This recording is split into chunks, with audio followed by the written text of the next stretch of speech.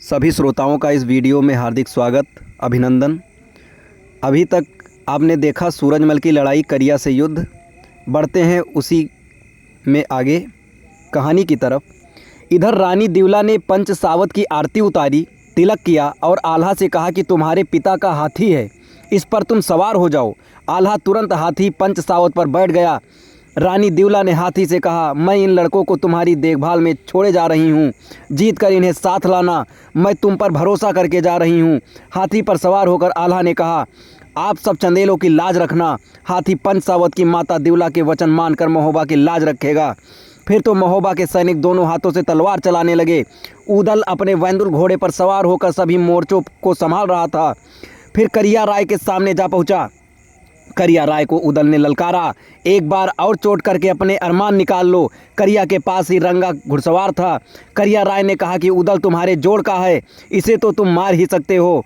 रंगा ने तुरंत उदल को ललकारा। रंगा ने तलवार का जोरदार वार किया। उदल ने गैंडे की खाल वाली ढाल से रोक लिया। लगातार रंगा ने 3 वार किए, परंतु उदल ने पैतरा बदलकर सब बचा लिए। फिर उदल ने ललकारते हुए अपनी तलवार से रंगा पर वार किया। रंगा धरती पर गिर गया। तभी उसका भाई बंगा सामने से ललकारने लगा। उसके चोट करने से पहले वहां ढेवा पहुंच गया। बंगा ने ढेवा पर तलवार का वार किया। सिरोही की मूठ हाथ में रह गई और शेष टूटकर गिर गई। ढेवा ने उसे सावधान करते हुए तलवार खींचकर मारी। बंगा ने ढाल तो अड़ाई, परंतु तलवार उसे फाड़ती और कवच को भी चीरती हुई बंगा की छाती पर जा लगी। बंगा भी धरती पर जा गिरा।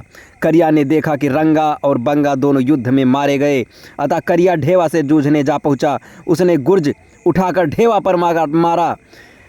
ढेवा ने फुर्ती से घोड़ा 3 कदम पीछे हटा लिया।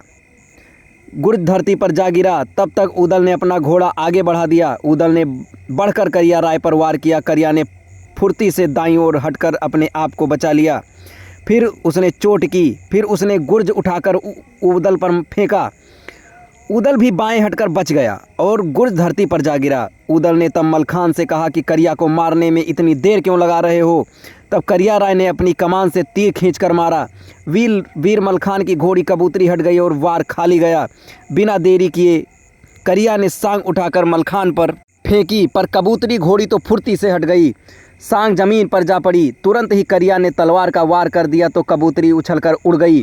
मलखान फिर भी बच गया। तब मलखान ने ललकार कर कहा, तुम्हारे सब हथियार झूठे पड़ गए हैं, अब तुम्हारा काल सामने आ गया है। करिया ने कहा, अभिमान मत करो, अब जल्दी ही तुम्हारा काल पहुंच रहा है। तब मलखान बोला, तुम्हारे वश में मुझे मारना है ही नहीं। मेरा जन्म पुख्य नक्षत्र में हुआ है। गुरु बृहस्पति मेरी कुंडली में 12वें स्थान पर है। मुझे मारने को काल भी नहीं आ सकता। करिया राय ने तुरंत बंदूक उठा ली और गोली चला दी। मलखान गोली का वार झेल गया।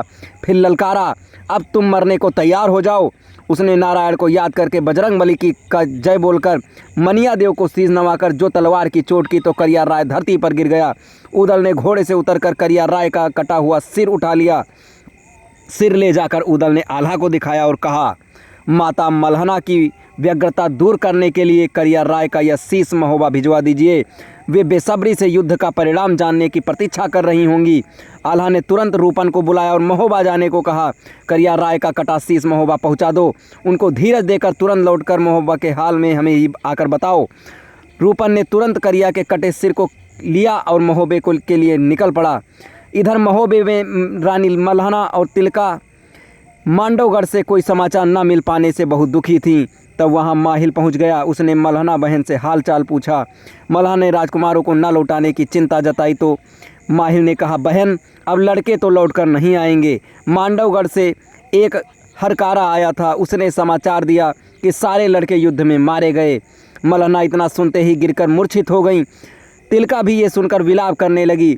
जब राजा परिमाल ने ये समाचार सुना तो उन सभी का रो रो कर बुरा हाल हो गया। सारे महल में पूरा हाहाकार मच गया। इसके आगे जब वह वहाँ पहुँचता है तो आगे की कहानी आपको अगले वीडियो में बताई जाएगी। तब तक के लिए धन्यवाद।